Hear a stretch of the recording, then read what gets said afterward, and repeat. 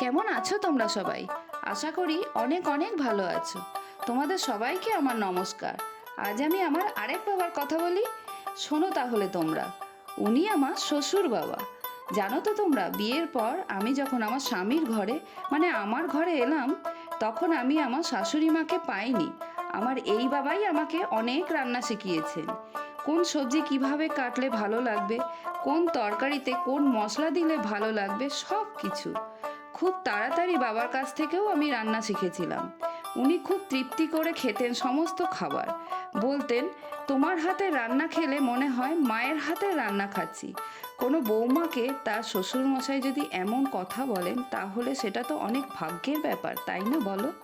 উনি বাজার করতে খুব ভালোবাসতেন। এক এক দিন বাজার করে এসেই বলতেন, বৌমা তুমি কেটে বেটে দাও, আমি রান্না করি। সেই রান্নার মধ্যে আজ একটি রান্না তোমাদের সাথে ভাগ করে নিলাম। কেমন লাগলো তোমাদের জানিও। তবে রান্নাটি খুব তাড়াতাড়ি আর দারুণ খেতে হয়।